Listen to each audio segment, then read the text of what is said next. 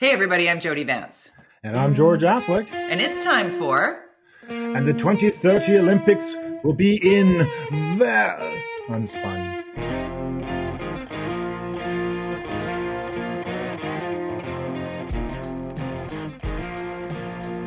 I gotta say, in 1998, when that announcement was made, when the announcement was made that Vancouver won the bid, I was working in then General Motors Place, sitting at a live desk for Sportsnet with Don Taylor. I was literally living a dream, sitting on a desk with one of my idols in Don Taylor, because he's one of the best of the best of the best.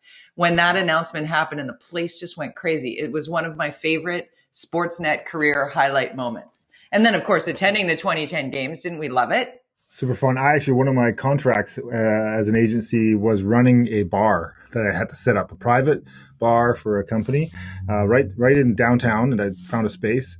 And so I was like running a Cheers. It was like I had to go every night and check out and talk to people and pour drinks. It was super cool. And that was like a gig I got paid for. I was like, God. All right, I love this Olympics. Right?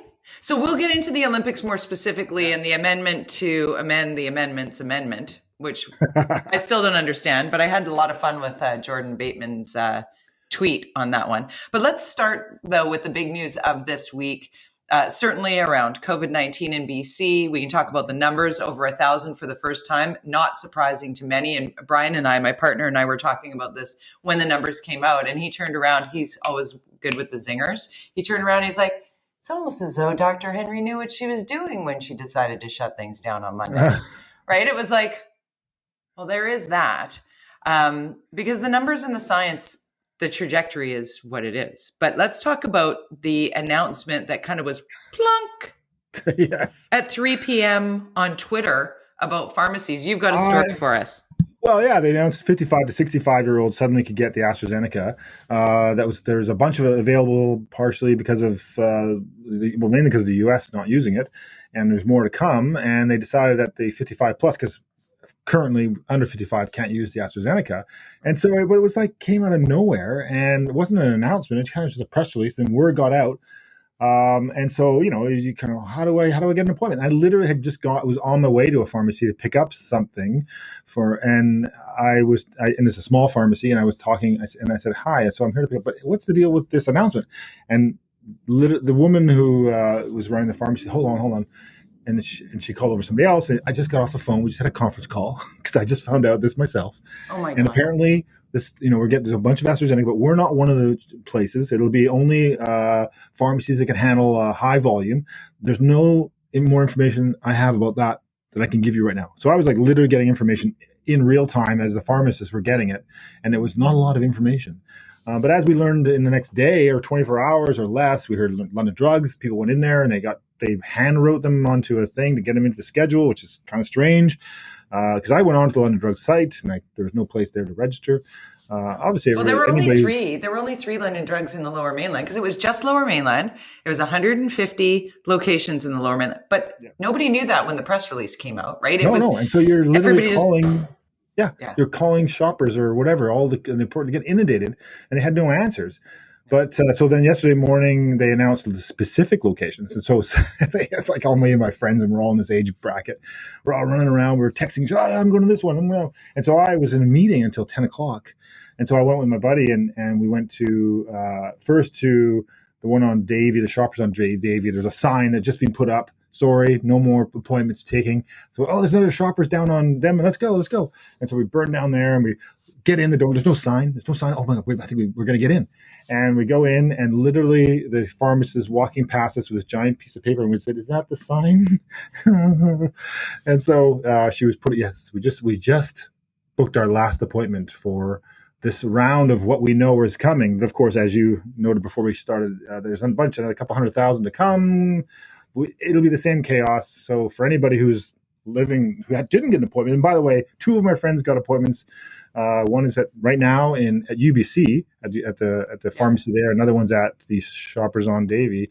So they got appointments. They don't even know though when they got these appointments. They're like, they didn't say for sure whether I would be getting the vaccine. It's like, it's so crazy, but it's kind of like I still maintain it's like, all right, it's just I'm kind of like, it was kind of fun. It was like, it's like a there was some hope. It's like amazing race though. It was like, let's go. That's funny. It kept us busy. That goes back to my column that I said, make it a contest of some sort and have people run around in a scavenger. And what I love about this, honestly, George, and sure, there were a lot of people talking about AstraZeneca specifically and some of the concerns surrounding that vaccine at the root of that, the hesitancy, clearly not there in the Lower Mainland when so many people were motivated to book that quickly. And I like to point out, which we've talked about here numerous times, you having family in the UK, everybody in the United Kingdom who got a vaccine got this Oxford AstraZeneca UK vaccine. Exactly. Right? And you have 15 million people who have received it now, and the efficacy rate is over 80%.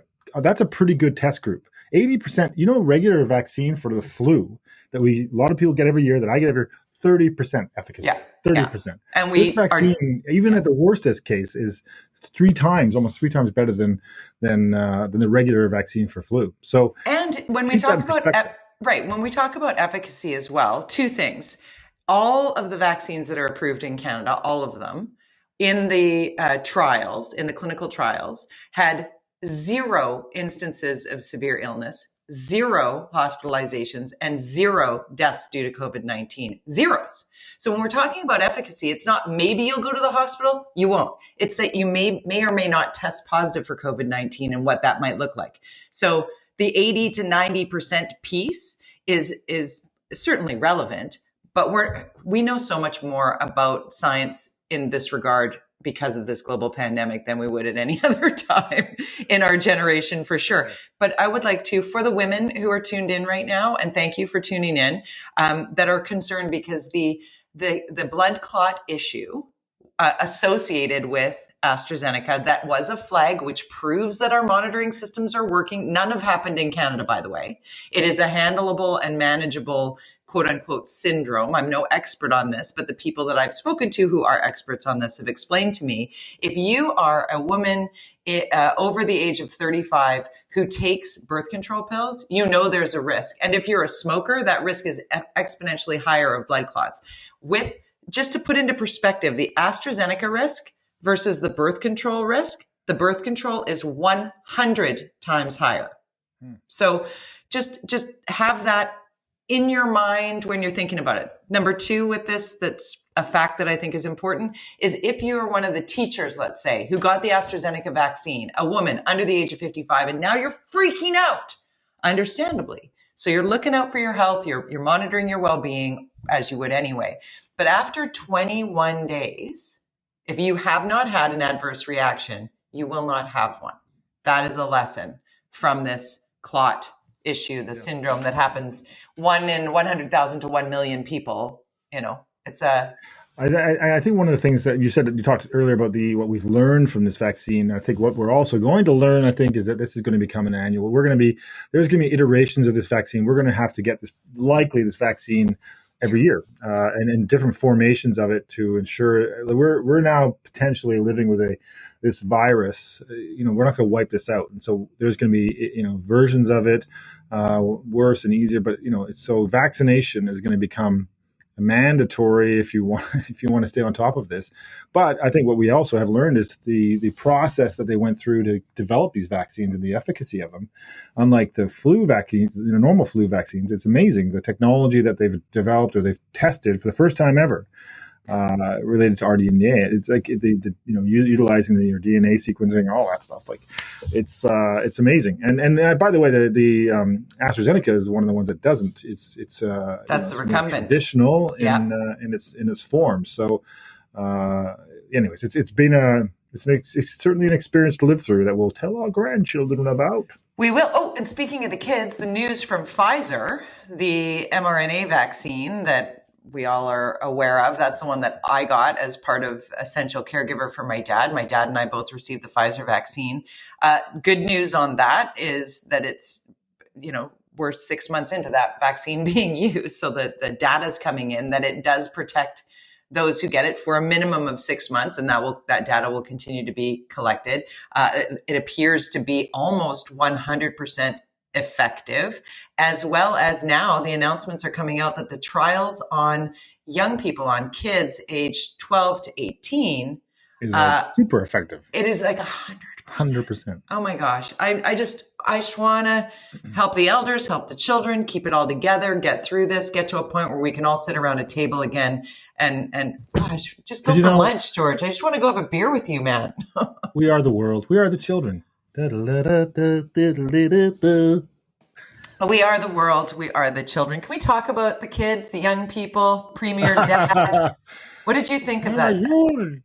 Kids gotta did you watch that? Did you watch that press conference? I did. It's like, oh no, what are you doing? What are you doing? Don't, too far. And he's like literally grabbing the mic off of them. He's like, I gotta say something here.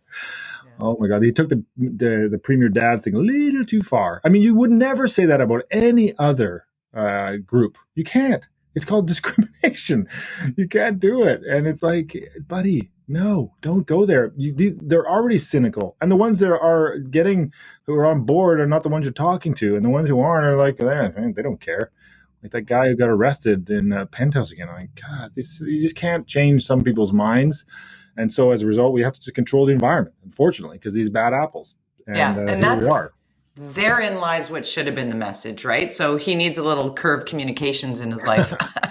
No, but I was watching it. I don't think the NDP is going to be hiring curved communications. No, I know. But I mean, George, and like full disclosure, we talk about this all the time. You've roughed me up a little bit of being sort of supportive or we're in this together kind of mentality when it comes to the messaging from our government. I don't care what the party is. I want to get through this pandemic. I have been trying to help pull in the right direction. Monday didn't help me. I felt like, okay, no. Okay. And that's why I wrote my column about this, because I thought to myself, and we've talked about, the kids these days, what they're dealing with affordability and and everybody wants to get on the avocado toast and the latte train and whatever, all of that aside, it made me think about in my 20s when I really had no plan B. I was working 2 minimum wage jobs that depended on tips. One was working in the kitchen at Earl's in the mornings, and the other was serving at Kit's Pub in the evenings. Yeah, I worked 6 days a week. But if I didn't get that staff meal, George, I wouldn't eat that day. Like, what are these young people doing who have no plan B, nowhere to go, rent to pay, no job? They're not allowed to travel to get another job. It's scary. And, I got to say, I hired a new staffer this week, and he was working at Brown's, and literally he started yesterday, and we had hired him on Friday, and he's so grateful. It's quite nice. He's so super grateful. Super grateful. Oh my God. I got a job. I'm getting some money per month that's predictable. Yeah. So I have 2 actual former restaurant staff working for me now here that good for you. Trained in marketing, but they are super, I think if I worked in that industry, and I worked in restaurants for a long time, Mr. Mike's. I was a grill cook at Mr. Mike's. I worked at Mr. Mike's in Tawasin. I didn't know that. All right. Oh, yeah. I was wrapping baked potatoes in the tin foil. Yeah. You harden up your fingers. You squish them. I got that callus to my fingers. Yeah. That's how I'm a king of cooking steaks now. I can cook a steak and look at it and know exactly what it's, whether it's medium rare or whatever. Then I left Mr. Mike's and went to Pizza Hut and was assistant manager at Pizza Hut in Surrey. Nice one. Fun. I left Mr. Mike's and went to Kentucky Fried Chicken where I was assistant manager. Yeah. There we go. Our lives are exactly the same. That was before I went to Earl's and Kit's Pub and then 86th Street Music Hall. Worked my way up into the bar. I mean, without that, that's how we earn. That's how we get to where we're going. And had I not had the opportunity to do that without falling into debt, I go over it all in my column. So have a read of that. I'll give a little shout out at the end of this to the reason why it really sparked it for me and where I think the government let young people down in a big way. I look at my oldest kids. One is working. She's a makeup artist, but there's not a lot of work for her right now. So she's down there in Gastown selling shoes. And then my son, he's got a band, can't tour, can't do anything. So he's selling dog food at the dog food store or whatever they can, cat food at in Kits in Point Grey there, close to you. So they're doing they're doing okay because they know they got to make that commitment. I'm proud of them, and and they're being very careful, very cautious about right. They don't get to be accused of blowing it. That's the thing. They're not. There are lots of people who are blowing it, and they're not all between the ages of 20 and 39. Yep. Clearly, I've got plenty of people that I've watched on my Instagram and Facebook living La Vida Loca like there's no pandemic. We'll get to that. Let's talk about the Olympics. Remember those? So great. We were talking about it off the top a little bit. What the hell is happening at City Hall? How does an amendment to amendment get amended for a new amendment? Like, what the hell? What is this? This is this council. This is what they do. They spend hours and hours on these motions, and they all want to touch this thing, and it gets so confusing that staff don't even know what the actual motion is by the end of it. It's gotten so convoluted because everybody wants to put their bit of whatever on it, and you end up with this convoluted motion. And it's just either just vote. If you don't like it, vote against it. Like if you don't like it, just stop it. Just that was my policy. I don't like it. I was not afraid to vote against something, even if it wasn't perfect. Send it back. Don't rewrite. Don't write stuff. And if it's somebody else's motion and you don't like it, then just vote against it. What's the problem? I don't understand. And the mayor, took a motion that, from Sarah Kirby-Young and Lisa Dominato from the NPA and rewrote the whole thing and then resubmitted it. But that wasn't about the Olympics. Can you explain that one? Behavior. Explain that though. So Vision Vancouver to me. It's like, ugh. Well, which one? The one about that I just said about the mayor? Yeah, well, this was a motion related to getting rid of, to fast track at least some of the backlog of permits that we're sitting on because of what happened was at the beginning of COVID, there was a big bunch of layoffs. They laid off tons of people to try and to deal with the fact that we're going bankrupt, as the mayor said, which we were not. And as a result, they reduced staff time, and all those people didn't.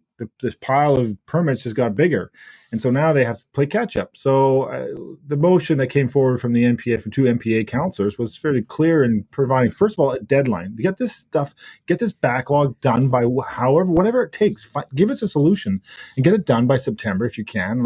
Tell us if you can do this. So instead, the mayor it's called a strike and replace. It's actually not an official term, but that's what it became. It's sort of known as that. But basically, you rewrite the motion. So you can own it and destroy the motion that came forward.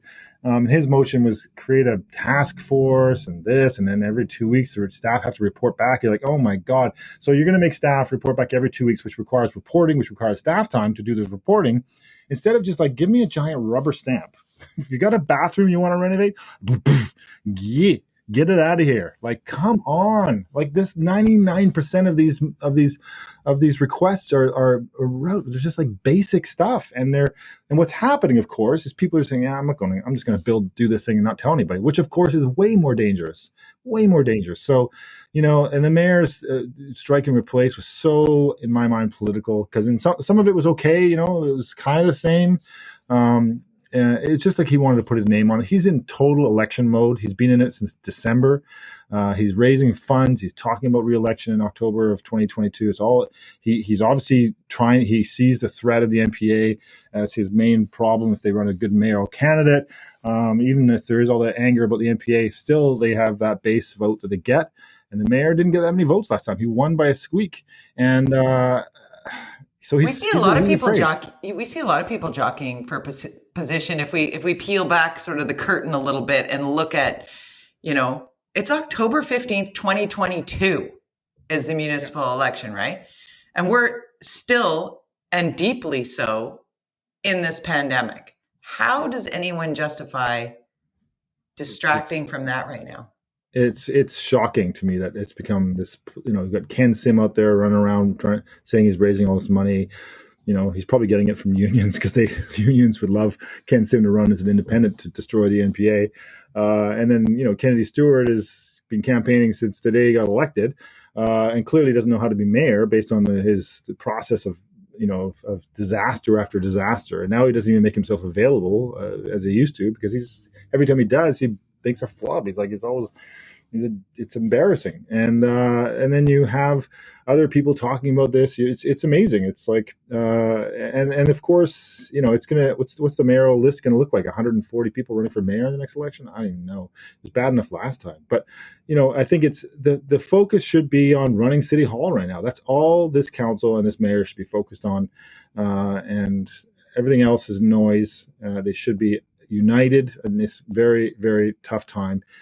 Sure, January of 2022 hits, go for it. All tools down, get at it. But right now, there's no need for this politics. Nobody is paying that much attention to these things. You and I do. and people who listen to this podcast are always obviously interested in getting our spin on things or unspin on things. But generally, most people, like 95% of the people, are not paying attention to what's going on at City Hall. So, in effect, they should just be working. That's all they should be doing. Getting stuff done. And going back to the permitting, like when you say, give me that big fat rubber stamp, like, can we not move into the 21st century with some artificial intelligence that couldn't read a document and say, 9 out of 10 of the boxes required are checked on this, approved? Like, does it really need the minutia and the discussion on every single, like we're a joke in this. It's working in other towns around us. Like, we're seeing buildings going up and cranes. Like, every time I drive across the Oak Street Bridge and I look at Richmond, it's unbelievable to see the density that's been built there. Drive down, cross boundary, and what you see happening in Burnaby, unbelievable. Drive Marine Drive in North Van, the amount of gentle density that has taken place all through North Vancouver has been remarkable. So you don't even have to go far to look and see that it's possible. And you look around Vancouver and I see big, expensive towers and really expensive sort of brownstone-like multi-million dollar, lovely. I mean, they look beautiful, but they're not helping with affordability at all. In Richmond, it looks like they're building for people to live in that can't afford a multi-million dollar unit. In Burnaby, it appears that they're building for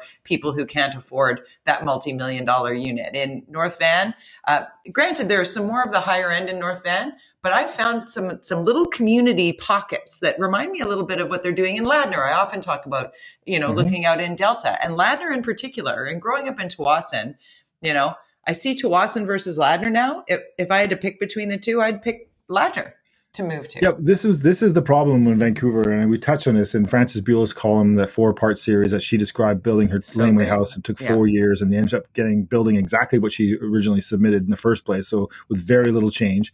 And I talked to Jake Fry, who's built more laneway homes in the city, and there's this whole push to say, get rid of single family homes. We did it in 2000. NPA did it in the laneway home plan, the evil eco density, as people saw, but it was basically every place that has a lane should be able to potentially have another home built on in the back because you can access it.